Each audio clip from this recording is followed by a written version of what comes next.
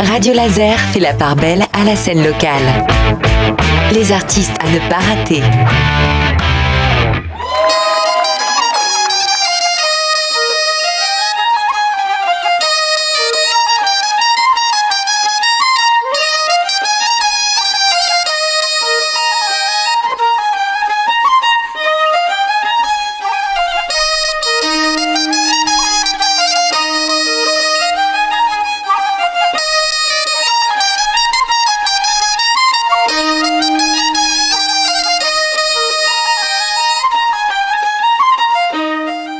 Il est à nouveau temps de retrouver notre groupe de la scène locale cette semaine en Pouaille.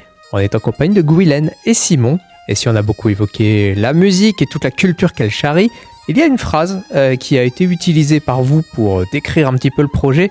Et j'ai envie qu'on la décrypte. Vous allez voir, on touche un peu au domaine de la philosophie, mais en tout cas, la voici telle quelle.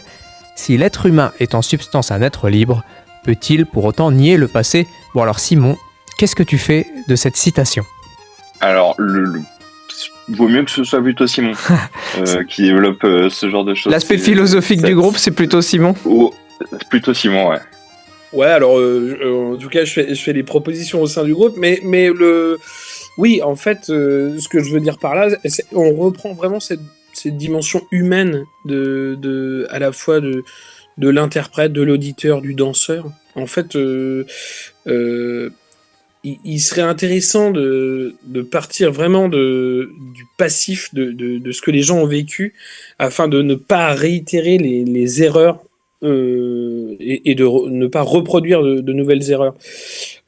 Par exemple, sur le dernier siècle, il y a eu quand même plusieurs millions de morts dans des conflits armés, les guerres mondiales, enfin voilà.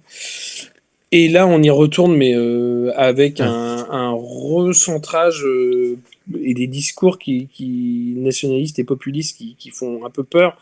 Et c'est vraiment la difficulté sur la complexité. Pourquoi est-ce que l'être humain n'arrive pas à justement tirer des conclusions de ses erreurs passées, du conflit. Finalement, le conflit, on arrive dans des conflits parce que les gens n'arrivent malheureusement pas à s'écouter, à se comprendre. Et donc, a priori, la langue est insuffisante, ou en tout cas, il y a un problème d'échange.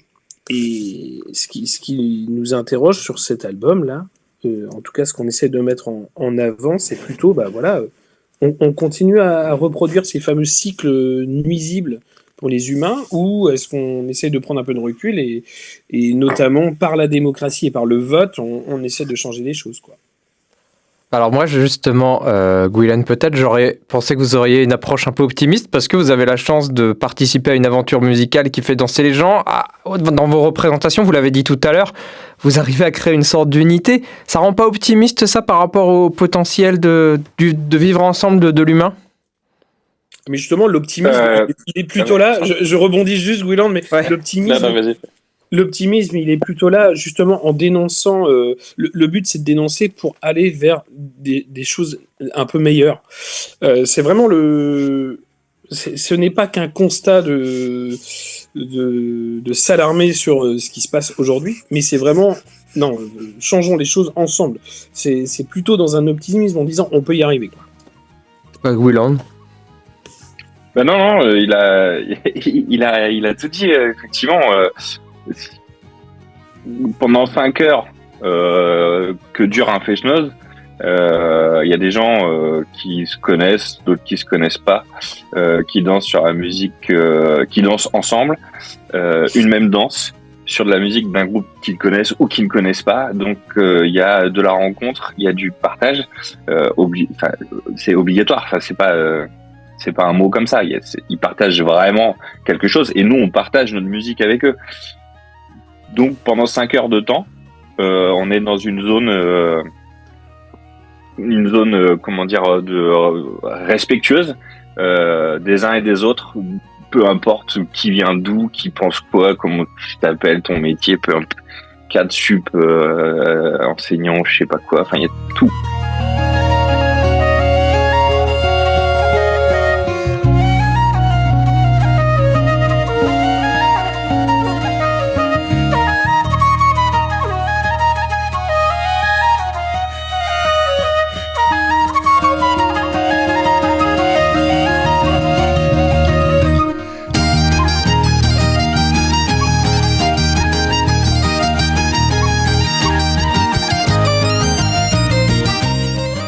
Et si on veut pas savoir qui on sait pas qui. Mais en tout cas, tout le monde fait la même chose, en tout cas, et tout le monde veut la même chose. Faire danser, faire de la musique, écouter de la musique. C'est de l'art. On est autour d'une pratique artistique, que ce soit la danse, la musique, pour tout le monde pour la même raison. Et donc voilà, ça dure 5 heures de temps. Mais si on peut 5 heures, peut-être qu'on peut 10 heures, peut-être qu'on peut... en fait, c'est juste de la volonté, quoi. Mais la pratique culturelle, en tout cas, peut amener ce genre de choses-là. Plus que des conflits armés. Ça, je veux dire, j'enfonce des portes ouvertes. Bon, et d'ailleurs, tous les deux, vous pourrez me donner une réponse différente, mais est-ce que dans toutes ces années au service de la musique, du Fest-Noz, il y a, je sais pas, des rencontres humaines ou des choses que vous avez pu observer qui vous ont particulièrement marqué, que vous avez envie de partager, je sais pas, un moment précis, une danse, une rencontre? On peut commencer par Simon, si tu as quelque chose. Ben ouais, alors nous, moi justement à Guichin, là, au Fest-Noz, pour revenir un petit peu là-dessus, il y avait une personne qui s'appelle Glenn Jégou qui vend plein de vieux albums, des vieux vinyles, etc. Et il avait dans son bagage là un album Carnet de route de Jan Fransch Kemener. Donc Jan Fransch Kemener, c'est un très grand chanteur qui est décédé en 2019 et avec lequel Ampoy a travaillé dans le cadre des 10 ans du groupe. On avait fait une création au Festival de Lorient avec lui et Eric Mento. Et ça, par exemple, c'est un souvenir où je me souviens aller chez lui, il était venu à la maison, on bossait, et il était vraiment en lien aussi avec ma grand-mère. Voilà, c'est des choses comme ça. Ma grand-mère m'a donné justement le carnet de route de Jan Fransch Kemener que lui avait offert Jan Fransch, et j'avais pas l'album. Et c'est hyper chouette parce que c'est très très rare comme truc. Et donc, je l'ai récupéré auprès de Glenn Jégou lors du Fest-Noz de Guichin, là, début janvier. Et voilà, ça c'est par exemple ce sont des rencontres qui forcément, on n'en reste pas indemne, et qui permettent voilà, d'enrichir tout un parcours au fur et à mesure, quoi. Guylaine ? Ouais, mais j'allais alors pas la même chose, mais j'étais avec Simon. J'étais avec Simon quand il a récupéré justement cet album, mais effectivement, j'aurais eu la même réponse de personne, en tout cas, grâce à Ampoy. Moi, j'ai eu la chance du coup de rencontrer et de travailler de la musique, un concert, d'apprendre à réapprendre, surtout en fait, à jouer un style de danse, notamment la danse spleen. On en parlait avec Simon justement au Fest-Noz de Guichin. Et oui, Jan Fransch Kemener. Et il se trouve que voilà, grâce à Ampoy, j'ai eu cette chance-là, et il a marqué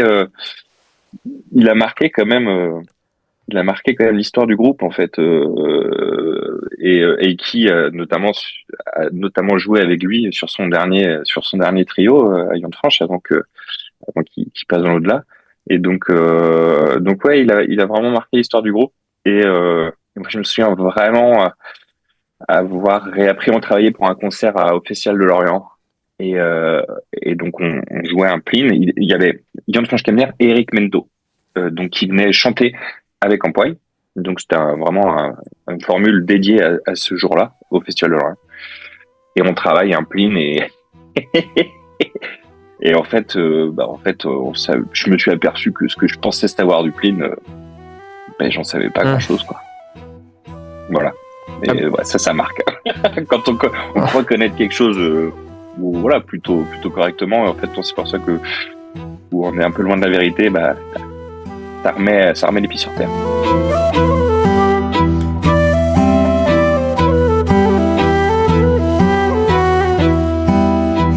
Le temps passe vite avec Ampoy et il est déjà temps de se quitter. Bon, alors rassurez-vous, on retrouve Simon et Guylaine dès demain. En attendant, voici un nouvel extrait de Langage, le tout nouvel album d'Ampoy.